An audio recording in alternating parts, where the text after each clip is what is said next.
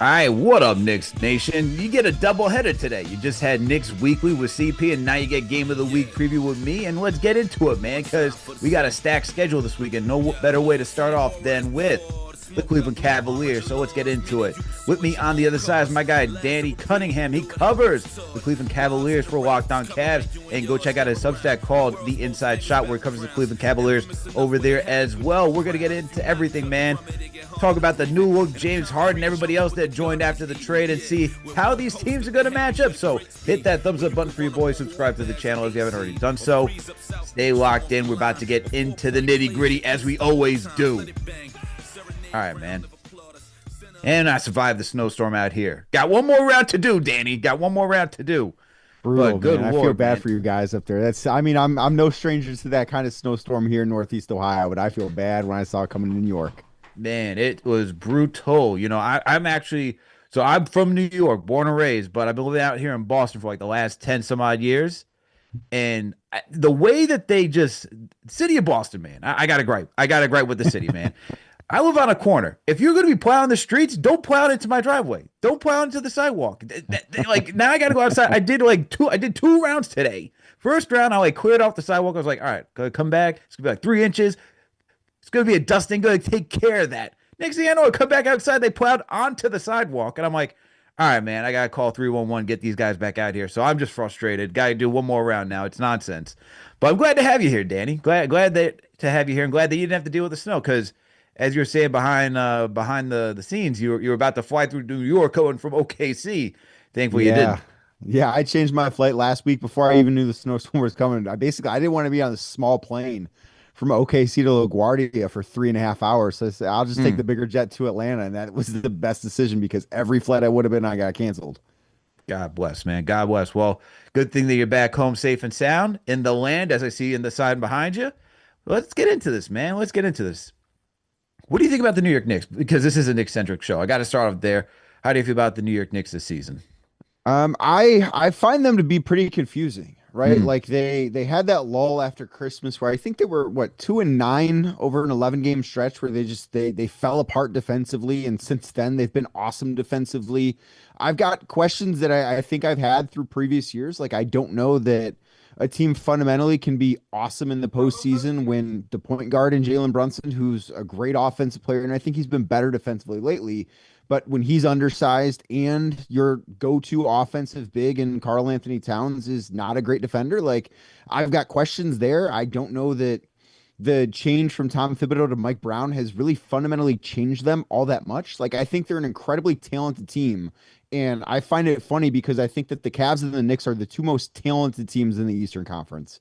And they're numbers 3 and 4 in the Eastern Conference right now. Like I think on paper, both these teams are better than Boston. They're better than Detroit. That hasn't been the reality for either of them so far this year. But I think the Knicks are a really, really good basketball team. I also think that they're a team that the entire time, that's sort of like the Cavs, have had their eyes set on the postseason. And I don't know that they've necessarily taken the regular season super seriously night in and night out.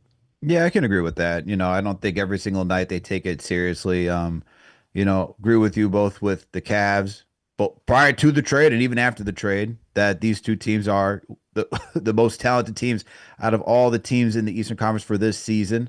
And it just, both of them have been pretty up and down. Seems like they're just coasting, just trying to get to the postseason and then rev up there. I'm not a big believer of that, but it is the NBA. I get that it's a 2 game season, whole discourse on whether or not they should shorten the season, this, that, and the third, but I get what they're doing. That being said, I have seen the fundamental change between Tibbs and Mike Brown, and I'd say more so in like the uptick in the offensive pace, having multiple initiators, and on top of that, just going deeper into the bench. And so between all those things, which is why Tibbs got axed last season, definitely some of the bigger upgrades for the team this year. That being said, there are still questions on can Mike Brown be the guy to take them all the way? That's why he was brought in here. But we'll see what happens, man. We won't be able to determine that until the postseason comes. But nevertheless, I think to your point, both these teams are very talented, and both of them are coasting right now. But unlike the Cavs, or I should say, unlike the Knicks didn't make any like big overhaul trades. They just got Alvarado, they got Sohan. Cleveland said, you know what? I'm done with you, Garland. I'm done with a lot of you guys. I'm done with you, Hunter. Get up out of here. We're going to bring in James Harden, Schroeder. We're going to bring in Keon Ellis. Talk about that trade, man. Talk about how that all broke down for the Cavs, first and foremost. So we'll start with the bigger one, right? Because that's the one that like that's the needle moving move, right? I don't care what Daryl Morey says in Philadelphia. James Harden's a needle mover still at this age and just how good he's been. But that was to me because right now, like I don't think there's a debate. James Harden's the better basketball player than Darius Garland. I don't think, and he was all NBA, I think third team last year. Nobody really that watches the game could say that Darius Garland's better than James Harden. The bet on Garland is that 2 years from now he's a better player than Harden is. 2 years from now he very well might be. But the Cavs are at a point where Donovan Mitchell is playing the best basketball of his career. Like he's been incredible, and they couldn't go into the postseason with a risk that Darius Garland might not be 100%. And you don't know what that toe injury is going to bring. And you also look at the liability he was defensively. Not that anybody's ever going to confuse James Harden with Gary Payton on that end of the floor either, but he's less of a liability because he's at least 6'5" and a strong dude too.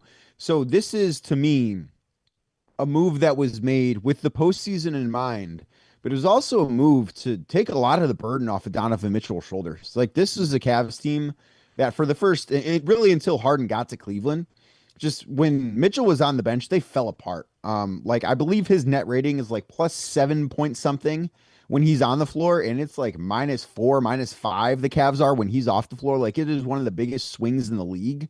So for the Cavs to get somebody else that can run the offense, that can be that offensive engine when he's on the bench, that was the thing that they missed so much from what Garland was last year.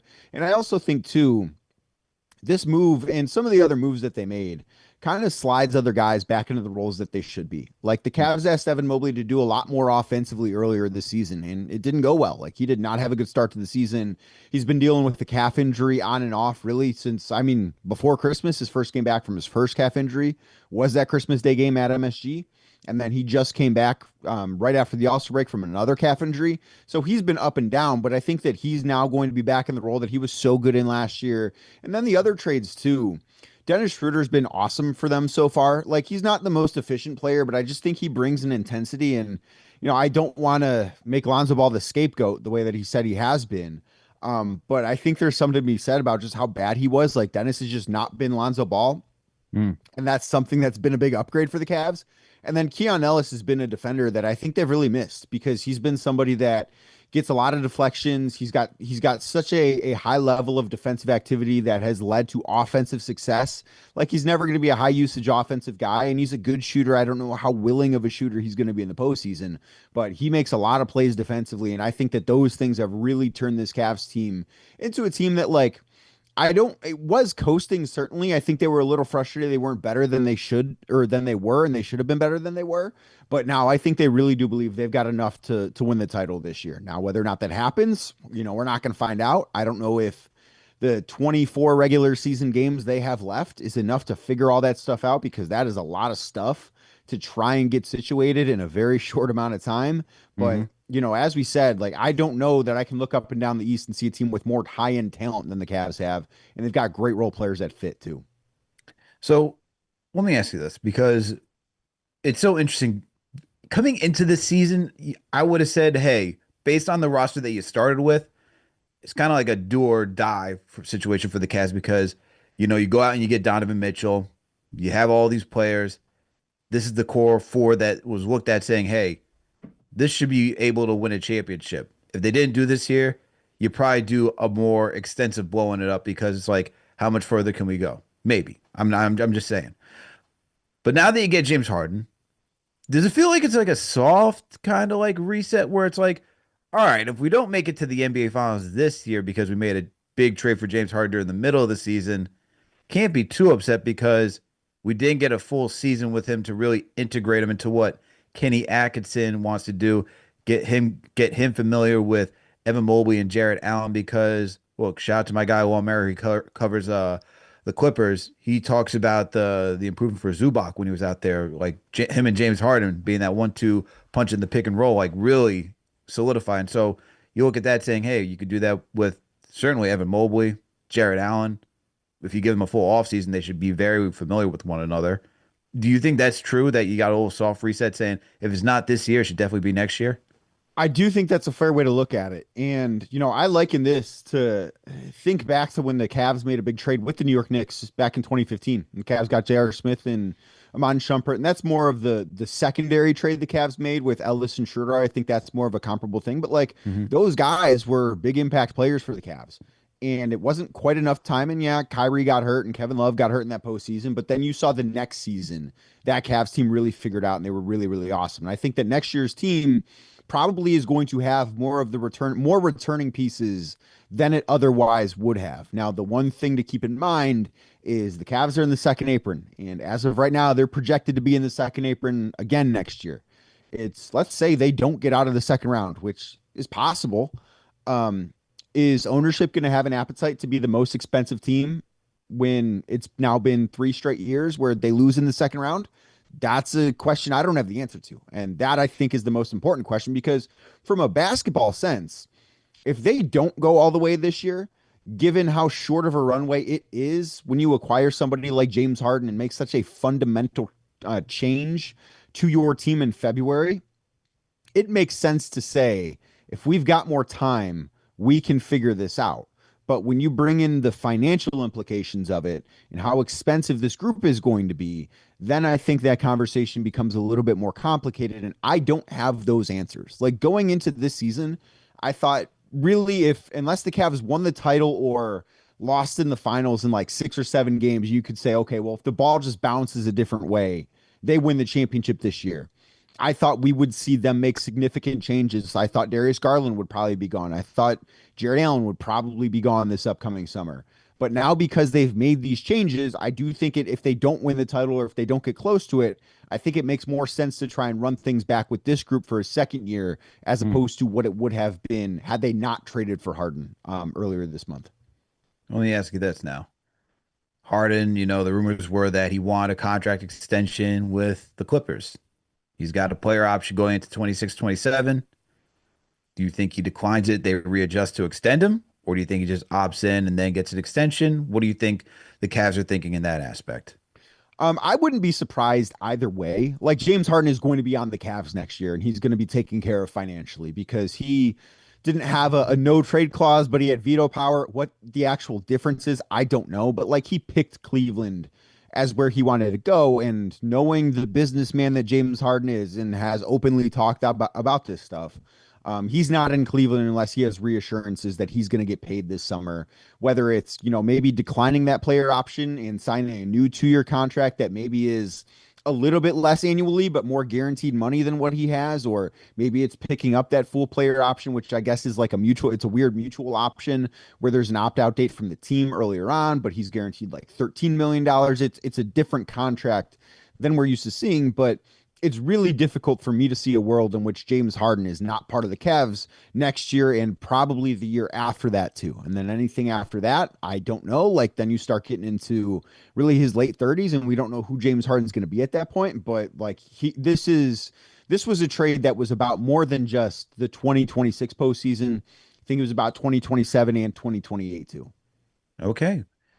Think about 28 as well. So, look, man, for me, it's just like based on the history with James Harden and who's been throughout the league and asking for trades and whether or not you want to invest with him. Is he going to stick around? I mean, obviously, Houston was his longest tenured spot, jumping over to Philly, or I should say Brooklyn, then Philly, then from Philly, out to LA. It's like it goes all over the place. Now he's in Cleveland. It's like for I just wonder like for a franchise, I get that there's always the title expectations, and sometimes you got to say, family show it. No swearing on the show, but like family show it. That's what we use for the F word. But it's like family show it.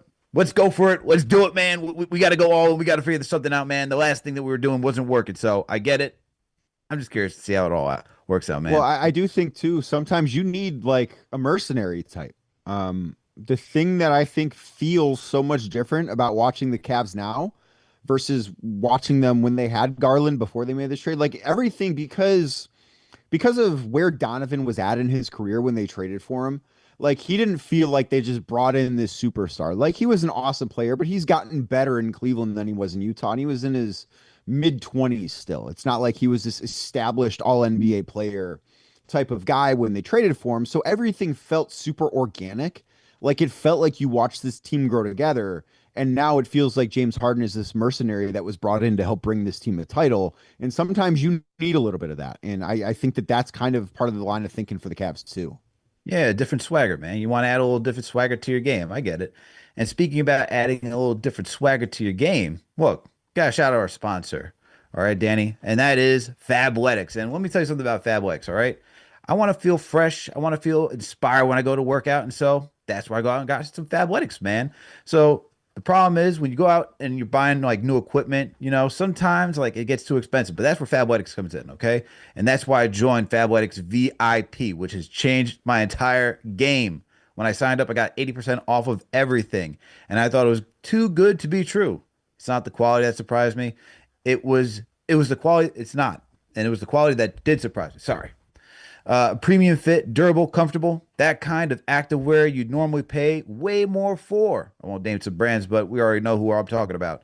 The fit is dialed into you. Joggers that keep you in shape, jackets that keep you warm without feeling bulky. Perfect for workouts, travel days, or just getting back into the normal routine. And look, I bought some of the tees. I bought some of the line shorts. Like I tell you all the time, those are my go-to things. I play pickup basketball regularly. Feels light, breathable. When I'm out in the court, I like to make sure that I got nothing holding me back. And that's why I went out and got some Fabletics, man. So Fabletics is already giving some incredible deals. And I got an exclusive just for all you out there. Get 80% off of everything when you sign up as a VIP. Just head over to fabletics.com/KFTV. Take the style quiz and be sure to select KFTV when prompted. That's fabletics.com/KFTV. All right, man. Just had to take care of some bills around here. Let's get back to it. Shout out to my guy, Danny Cunningham, on the other side. He covers the Cleveland Cavaliers for Locked On Cavs. Also, make sure to go follow his Substack, The Inside Shot, where he covers the Cavs there as well. All right, Danny. Now we're gonna get a little spicy over here, man. All right. Now that you guys got James Harden, you got Keon Ellis, you got Schroeder. What do you think they stack up against the Knicks right now, man? I mean, look, I know we're gonna be playing tomorrow, but there's playoff implications somewhere. I think that they are a. I think they match up better with the Knicks now than they did before. Mm, Because I think with Harden, and again, Harden's not some great defender, but I think the Cavs are a little bit more difficult to attack defensively now. And I think that they're going to be more potent in the pick and roll. And I think that you are going to. And listen, we've seen every team try and put Karl Anthony Towns in pick and roll over and over and over again, and that is what the Cavs are going to do. And the thing that's been able to keep Karl on the floor is he's such a great offensive player, but he's also been somebody that I don't necessarily think has had a lot of offensive success against the Cavs because they also have guys that are capable of defending him. Like I think Evan Mobley's a really, really tough matchup for Karl on the other end of things. So I think that in that situation, like that is a series to me that now becomes for the Knicks to win that series. It almost feels like Mitchell Robinson would need to play more minutes than Karl Anthony Towns. And I'm not sure that the Knicks are willing to do that for obvious reasons. Like Karl's the star, one of the star players. And it's not an easy thing to say, hey, you're actually just not going to play a ton in this series. So I do think that while the Knicks are an incredibly talented team and they've got ways that they can hurt the Cavs, and I think that there are things that they can do to really attack Cleveland's weaknesses, I almost think that the Cavs have more ways to attack New York than New York does to attack Cleveland now. mm, interesting. See, the one thing I will say is that Mike Brown is not afraid to sit certain guys and say, you know what, we're gonna go rock with somebody.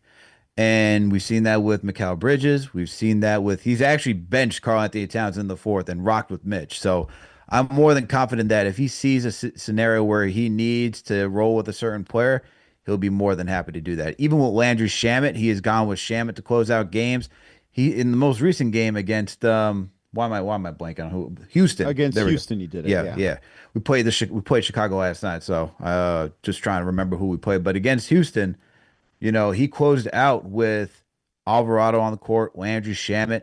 That's over Josh Hart and Mikal Bridges. And he was more than happy to do that to close out against Houston just because those guys were giving some good defense, being energetic, knocking down shots. I wouldn't be surprised if, in a series, let's say the Cavs and the Knicks do match up, right? That Mike Brown would be more than comfortable to go with Mitchell Robinson. As of right now, they're just trying to keep him, in shape, keep him ready for the postseason. Look, man, the man's injury prone, all right, Yeah. and they're trying to do the best to just get him to where he needs to be. Because as we saw last year, he didn't play all last season, really until like towards the end of the season, once the playoffs got around, and he was so instrumental in all the matchups, whether it be against Detroit, whether it be against Boston. Indy's a whole other different story because the entire team got smoked. But in those matchups, you just see his defensive versatility.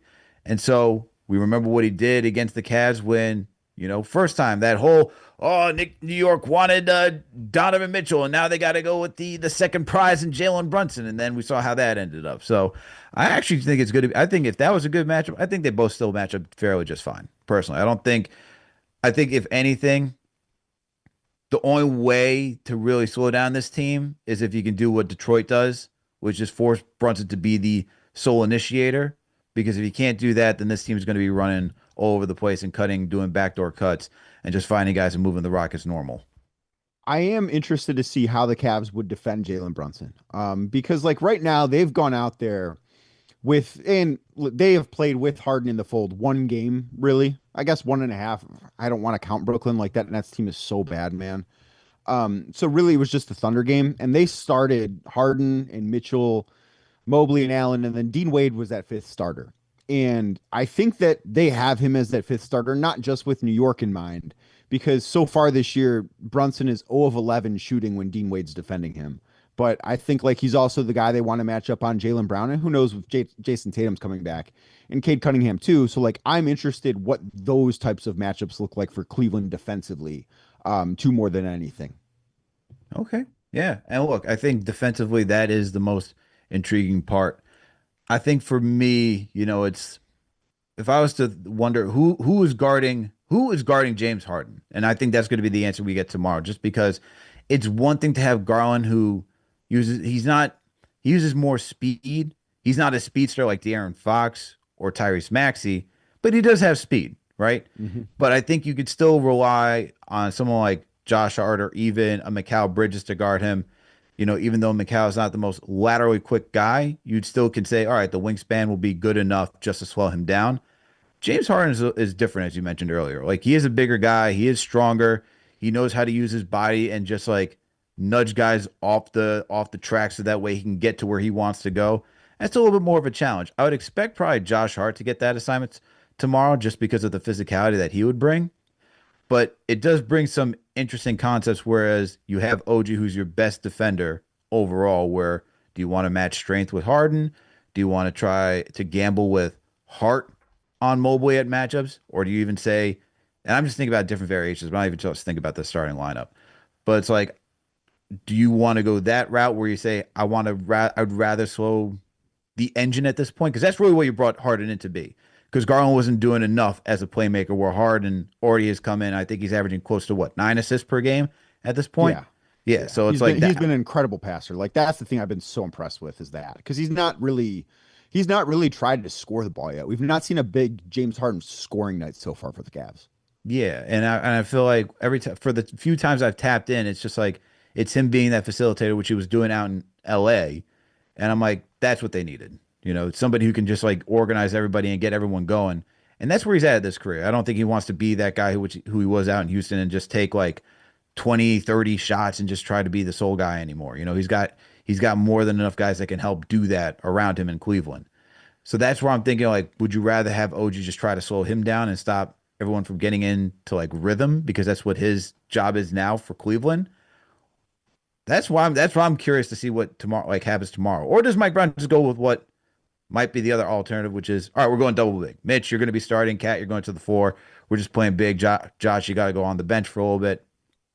Maybe and just go that direction. Do you think they would change that for a regular season game?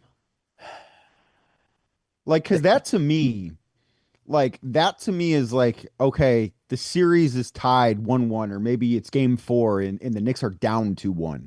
And that's the card you play at that point. Like, I Mhm. don't know. I mean, maybe he does, maybe he doesn't. I don't know what he's gonna do. But I feel like that's not a move you would want to make in the regular season, especially for the first matchup against a team. Because maybe one of the lineups they have with their starting five just works. And you don't discover that unless you try it first. Yeah, no, they could see I could see them easily going with the original starting five. I wouldn't be surprised if Mike Brown uses this as like a test to see something different too for this team. He has done that. Like he's more than happy. He's tried the double big early this season. He's gone back to the original starting five because there was a lot of discussion internally saying, "Hey, put Josh back in the starting lineup." They did very well last year, numbers wise. Depending on who you talk to, everyone would tell you that this is the worst starting five. Well, mainly because of the defense, because you don't have enough there between Brunson and Cat. They are hustling a little bit more now, so I would say that it's not as atrocious as it was last season. But I could say, hey, even with that being the case, you still might want to go double big just to have more rim protection in this type of matchup and see what you got going on. I could see it going either way. Mike Brown's been the type, which has been a difference from Tibbs saying, I'll experiment with different lineups and be willing to see what happens either way. Yeah, I'll be very curious to see if the regular season's the time to do that, especially knowing because I mean, these guys think about this. Like Mike Brown is thinking that they could see the Cavs in the playoffs, and Kenny Atkinson is thinking the same thing that they could see the Knicks down the line in the playoffs. And I wonder if this is an instance where you maybe don't want to show all your cards.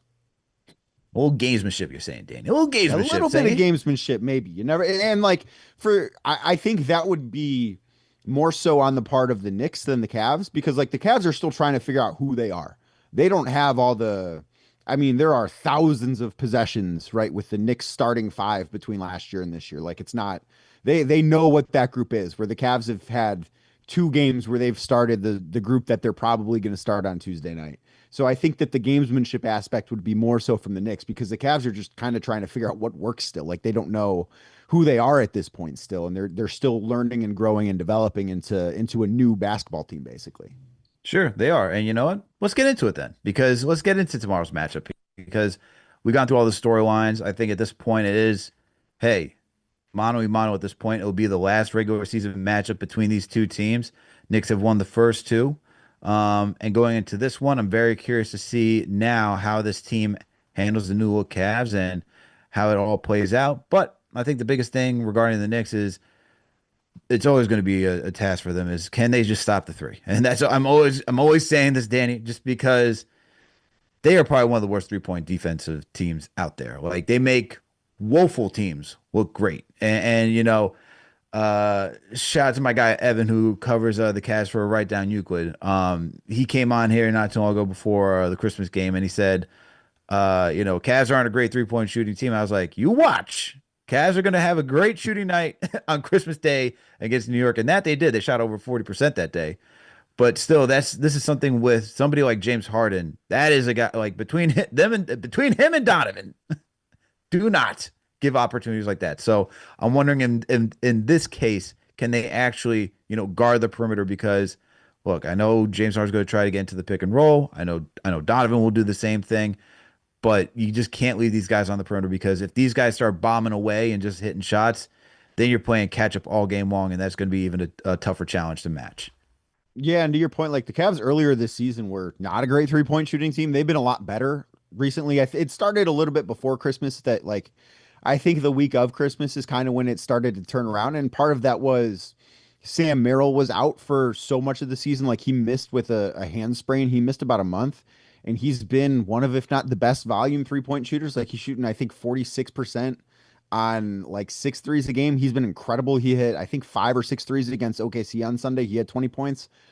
So it's going to be like stopping guys like him, Jalen Tyson. Is Dean Wade going to pull the trigger? Because Donovan and James are going to find ways to get their shots up. And like Donovan went 0 of 6 on threes against OKC, and a few of them were wide open shots. Some of them were tightly contested shots that maybe weren't the best shots, but those guys are still going to get their shots up. I think it's more about stopping the other guys because the Cavs have figured out their offense lately. Like, and I know that they've not played the greatest collection of defenses, and that's why I'm fascinated to see what they look like against New York because it will be and should be with how well the Knicks have played defense lately. Should be a pretty tough test for them on that end of the floor.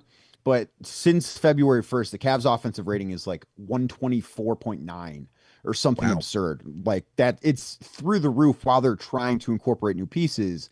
So what that looks like against a really good defense in New York, I'm interested in because even on Sunday against OKC, in the first, I think it was 7.5 minutes, the Cavs were down 28-5. And then in the final 40 minutes of that game, they scored 108 points against the best defense in basketball. So like they can figure it out. It's just, are they going to need to figure it out later on in the game, or are they going to have know what to do right away on Tuesday night is really a question I'm interested in for them offensively. Okay. Okay. Definitely we'll be looking out for that. I think another aspect of this game is, and I'm pulling up the numbers right here. Very curious to see what the Cavs are like with James Harden with regards to like attacking points in the paint moving forward, just because over the last 6 games, Cavs are currently six right now when it comes to attacking the paint. And that's an area where the Knicks like to shield off. On top of that, that's another area where the Knicks like to attack as well. Even though they love to hoist up a lot of threes, Brunson, McCall likes to get into the mid range, likes to get into that paint area. Cat is doing a little bit more of like posting up and using his body to get tough. Josh Hart, guy who loves to get out in transition, who loves to get downhill in the half court. I'm looking forward to that battle of just who's going to be better at attacking the paint, just because I feel like with James Harden, it changes dramatically since he loves to get downhill. And so I think for the Knicks and the Cavs is who's going to be better and more efficient at doing so because look, threes like you can have a good for even for good 3-point shooting teams, and Boston's like a perfect example. Even the Warriors at times, like in the past, you could be a great 3-point shooting team, but you can have an off night. If you can't get to the Yeah. cup, it's going to be a tough time.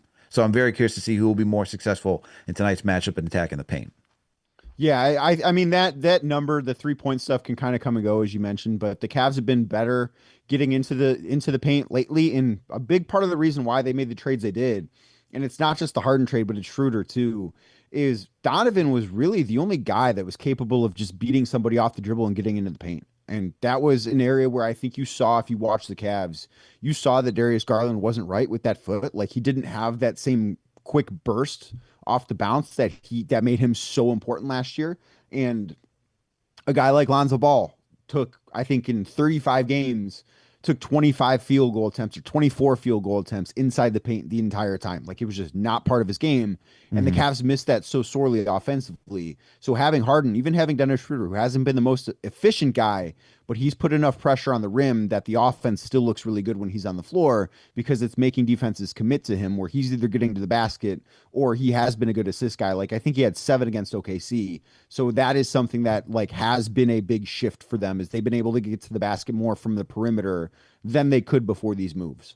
Okay, go throw it over to you, Danny. What do you think is like something that for someone like me who doesn't watch, or even our listeners here at Knicks Fan TV, if we're not watching the Cavs on the regular, what would you say is like a key area for them right now with James Harden that they really excel at that we should be on the lookout for? I mean, it's offense. Like, and that is when you are putting out a backcourt of Donovan Mitchell and James Harden, your offensive floor is so high, right? Like, so many things have to go wrong, and they did in the first 6 minutes of the game against OKC.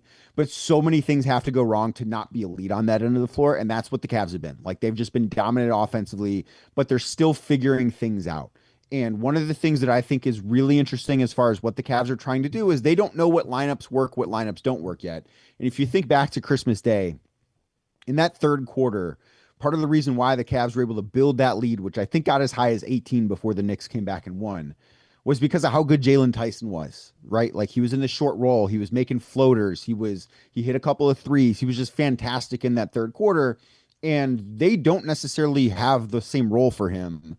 And that is one of the things that can kind of go wrong right now is his minutes have not been as good because he's not been a starter anymore. He's not playing as many minutes. He doesn't have the same rhythm that he had, and he's been one of the best 3 point shooters in basketball, and that hasn't necessarily been the same since these trades either. So for me, and really for Knicks fans, this is like the first look. It's weird because the Knicks are, whatever, 55 games in the season or however many games they played. The Cavs are too, but this is almost like it's like the fourth game of the season for the Cavs. It almost feels like from a Cavs perspective or even from an opponent's perspective, you're watching an early season basketball game from the opponent while your team's in mid-season form. So I think it's going to be interesting from a Knicks perspective, especially if these two teams meet in the playoffs, is what the differences are the Cavs on Tuesday night versus what the Cavs look like in May. Okay. And for the Knicks, look, man, defense is still something that there is a work in progress, but New York has been better about that as of late. They've been moving along very well. At one point, they were in the basement when it came to defensive rating. Right now they're 11th. So they're just right outside the top 10 for being a good defensive team. That has turned around after their woeful January where they lost multiple games, as you mentioned. And look, even though they had another BTA night type outing against Detroit, they've still been out there and hustling and trying to figure things out. Even that game against Detroit, where for everything just went to shambles in the third quarter, I thought they did a decent enough job just trying to slow guys down for the most part. The thing is that they just gave up, and then Detroit was like, "All right, we're just going to out muscle you, out physical you," and that's essentially what happened in that game. And so against Cleveland, who I think would be, I think it's fair to say they're in the same vein as New York, where they're more of a finesse team, not necessarily a Sure. team that's going to like beat the living daylights out of you like Detroit. This game could get a little wonky in terms of offense because both teams love to score at this point. Both teams love to shoot. And I wouldn't be surprised if we got like a 130-point game between both these teams because they both have enough offensive firepower. But at the end of the day, for New York, because this for them right now, as you mentioned, like you are past the halfway point. We're talking about a quarter of the season being left. Like you Mhm. should be like you know who you are at this point, even though still trying to figure out an identity for this team. The identity is still not there. Still trying to figure out how to classify this team. Nevertheless, defense definitely needs to be part of their ilk, and I think they're doing a good job towards it. Tomorrow will be a really good test against a team like Cleveland who's still trying to figure things out. And even though they're trying to figure things out, I feel like with a new look team who's still trying to figure things out, it's not easy for a defense because they're going to be throwing a lot of different things out there. So there's not really a good game plan. Like there's not a lot of Right. film that you can go out to and be like, all right, this is what they really like to do. This is what they really like to watch. Like I was looking at the stats. Harden's only played 6 games as a Cav right now. 6 games is not enough data to say what this team likes to do with him, Donovan Mitchell, Mobley out. Like it's just not enough. So this should be a really good test for the Knicks, just because at this point it's just hustle. It's not necessarily knowing schematics. Are you willing to go out there and hustle for 48 minutes and try to slow these guys down? So I'm looking forward to seeing if they can do that for tomorrow. But outside of just these two teams as a whole, I do have a key matchup, and it's not the typical key matchup as I would probably say, where it's just like, all right, it's gonna be Brunson and Donovan Mitchell. I feel like that's a little too like at this point. If I keep saying that, it's like, You mean you've used that one before? tell me about it. Really, the guys who are pitted against each other from the Western Conference down the Eastern Conference, the whole trade debacle, everything, whatever you want. Yeah, we're not gonna go that direction, Danny. We're not gonna go that direction. Instead, I'm gonna give some guy some shine who's been playing very well the last 2 games, been playing more aggressive. I'm gonna give Carl Anthony Towns some shine and Evan Mobley, because Evan Mobley, even though he's still trying to figure out that offense, defensively he can be a problem. So I'm looking at this as the key matchup. While Harden and Donovan are gonna be doing their thing, Brunson's gonna do his thing as well. Even though he's been a little shaky the last 2 games, I believe he'll get back on track. He always loves to get up for these games against Donovan Mitchell, so I'm expecting him to go out there and give it his best. I'm looking at Towns, man, just because you need that second punch. You got the 1-2 with now Harden. Cat's got to be there, and I got to see the continued growth they've shown over these last 2 games, being aggressive. Because for part of this season, it's like it's a new team. I'm still trying to figure out my role on this team. That's what he said about Mike Brown joining this roster and implementing his style. So it seems like he's figured out these last 2 games. Hopefully, that's the case against Cleveland. But I'm looking at him because Evan Mobley, like I said, even though he's not like he's not an offensive juggernaut defensively, versatile, man. He can just move around the court seamlessly and be at 10 different places at once. So that's my key matchup for tomorrow. What do you think about that Yeah, one? I think that's the right one. And Mobley is still working his way back from a calf injury. Like I'm almost more interested to see how bouncy he looks, how quick he looks, because he didn't look like he necessarily had that same level of juice defensively against OKC. Like, don't get me wrong, he was still good on that end of the floor, and the Cavs were much better defensively when he was on the floor versus when he was off the floor on Sunday. But what he looks like physically, I think is going to be a really big tell for how well he plays. Like offensively, he's been up and down. You're right. He's not been some offensive juggernaut, has not taken the steps forward that a lot of people, including myself, expected him to take this year. But defensively, one defensive player of the year last year. He's not going to win it again this year. Like he's been hurt too much. But I think that when he's been healthy, he's been just as good, if not better, on that end of the floor as he was previously. Like he is a monster. There are just not very many ways to solve the problems defensively that he can provide, especially when he's not the only big on the floor, when he doesn't have to worry about being the sole rim protector, when he can kind of be that roaming type defender. Like I wouldn't be surprised if, if the Knicks send out their normal starting lineup, I wouldn't be surprised if the Cavs put him on Josh Hart because that's the guy. And I know that Hart's a 40% 3-point shooter, but he's not exactly the most willing 3-point shooter always, which definitely matters a lot there. I wouldn't be surprised if they put him on Josh Hart just so he can help off in those situations and try and create havoc in so many other areas. But like when push comes to shove, if the Cavs want to put him on at center and Karl Towns is in the game, like I think that's a matchup the Cavs feel good about defensively. The old put a big on Josh Hart. Haven't seen that one the entire time he's been here. Good Lord, man. You know what? I at this point, I embrace it. I hope he embraces it because he needs to continue to knock down threes and just prove guys that look, respect my game, man. Respect my game. Outside of the Cat and Mobley matchup, obviously the Mitchell and the Brunson one. What other matchups are you looking at in this one?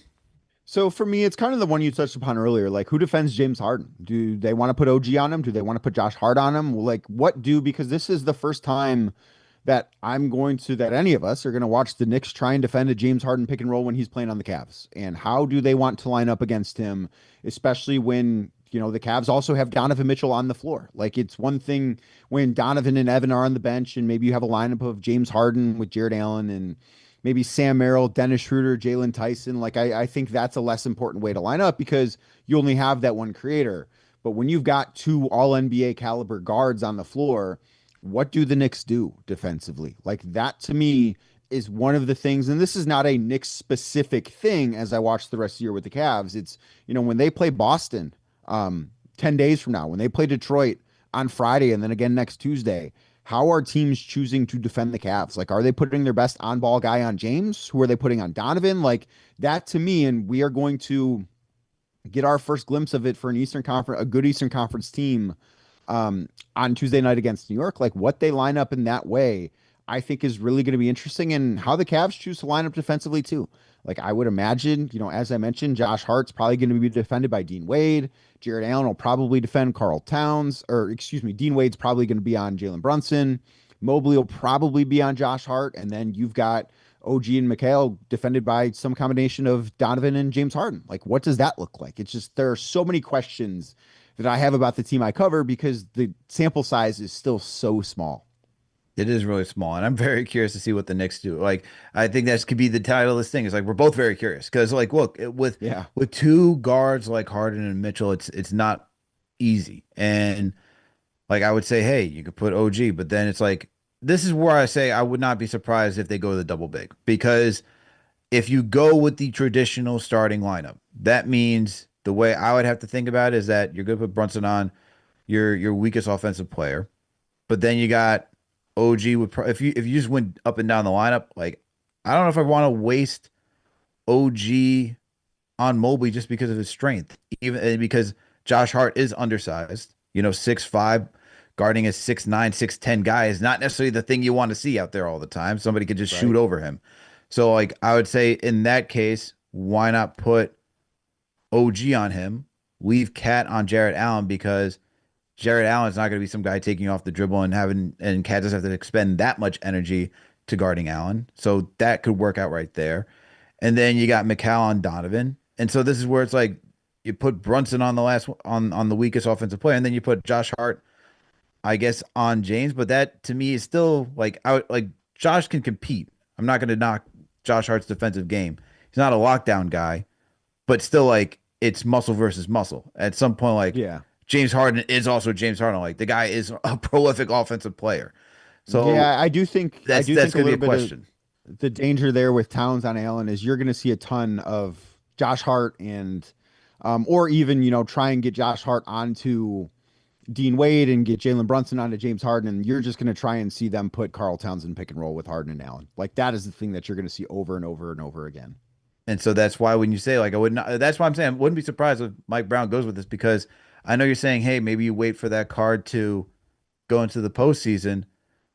You might as well just rip the band-aid now and just get it going. At this Could. point, to say, hey, look, this is like, even if it's not, for them, like, does it change like, ties? No, because the Knicks already won the regular season series. Right. Nevertheless, like the Knicks are in a position right now where they can't be losing games. Like if you look up and down the standings, like Cavs are right there on their tail as the Knicks are on the Celtics tail trying to catch up. So that whole 2, 3, 4 is all jumbled right now. It can go either way at this point.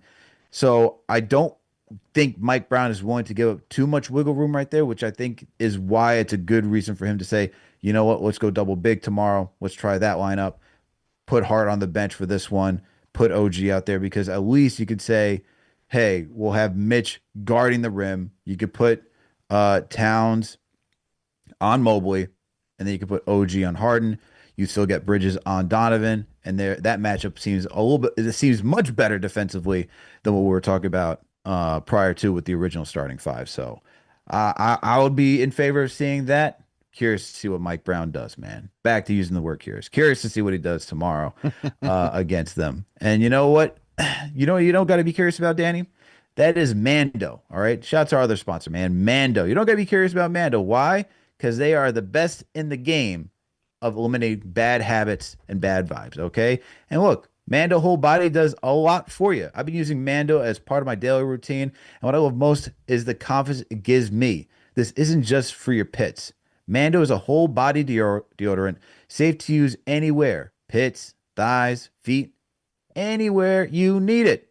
Once you start using it, you'll realize how clutch it actually is. My go to is the solid deodorant stick. It's powered by mandelic acid, which helps stop odor before it even starts. They also have a spray option that's aluminum free and perfect for those hard to reach spots. Everything is baking soda free, paraben free, and the scents are clean.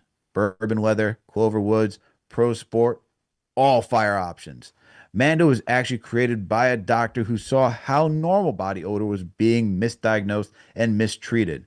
And it's clinically proven to block odor all day and control odor up to 72 hours. That's real protection right there, not just masking things with fragrance. Some men mask their BO with scents. Mando men get the job done right. Don't mask it, Mando it. You can find Mando in Walmart, Target, and retailers nationwide. But for the best deals, head over to shopmando.com. For a limited time offer, new customers get 20% off site wide plus free shipping when you use the promo code KFTV at shopmando.com. That's 20% off. That's 20% off plus free shipping with the promo code KFTV at shopmando.com. Don't mask it, Mando it. All right, man. Let's get into the last segment of this thing before we wrap it up.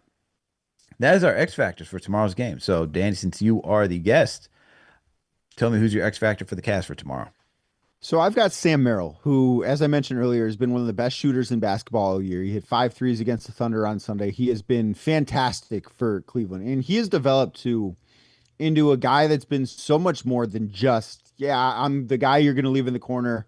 I'm going to catch passes and I'm going to knock down wide open threes. Like he has been somebody that the Cavs use a lot of movement to get open. Like you have to chase him around defensively when he's on the floor. And he's also developed into somebody that, you're never going to put him in isolation situations.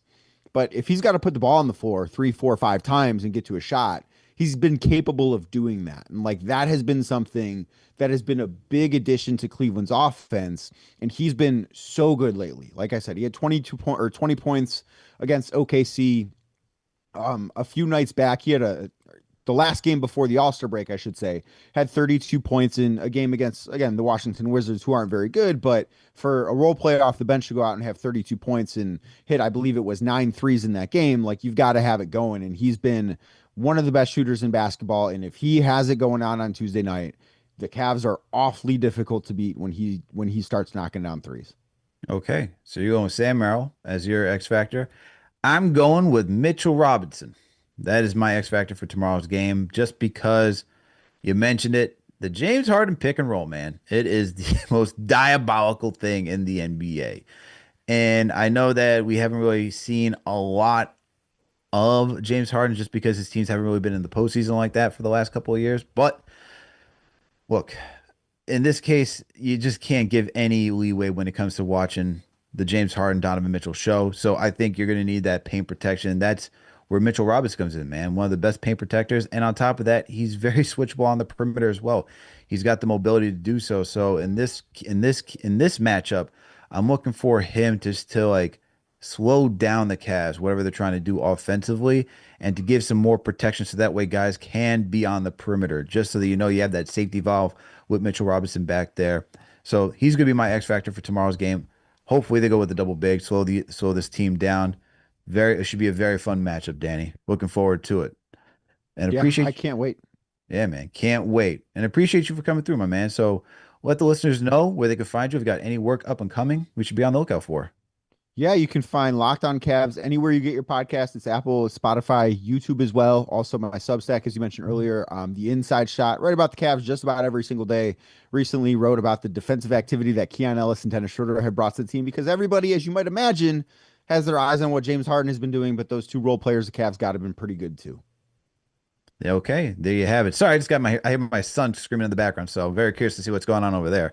But appreciate you, Danny, as always, for coming through.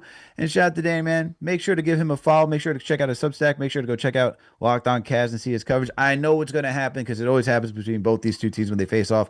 You're going to have Cavs fans coming over here if it's good. And it's going to be Knicks fans going over there if it's good, man. So it should be a good one tomorrow. Danny, appreciate you coming through once again. And Knicks Nation, appreciate you for tapping in as always. Make sure that thumbs up button for your boys. Subscribe to the channel if you haven't already done so. Make sure to support our sponsors, Mando. Remember, go to shopmando.com. Use that promo code KFTV to get to 20% off your first purchase over there, and make sure to go to Fabletics, man. Sign up as a VIP and get 80% off. Make sure to select KFTV when prompted to let them know that we sent you over there. On top of that, let me salute some of our franchise channel members, man. We got Fave 424 in here. Appreciate you for coming through. We got John Talento. We got Junior Chroma as well. Who else we got here? We got STG Nick. Shout out to you, my guy. We got Boogs Way. Shout out to you. We got Qan Smith, appreciate you as well. We got Timothy Danzler in here. We got Zach. Shout out to all you guys for coming through for another Game of the Week preview. Who else we got in here, man? We got Daniel Barris Sports Highlights. Shout out to you, man. Shout out to you for being here, too. And I'm sure there's some Cavs fans in here. They're just hiding, man. They're hiding in the background. I know they're waiting to talk. Man. We'll see how it all goes down tomorrow, man. But Danny, appreciate you once again. Shout out to all of our mods as well. We'll catch you on the next one, people. We out.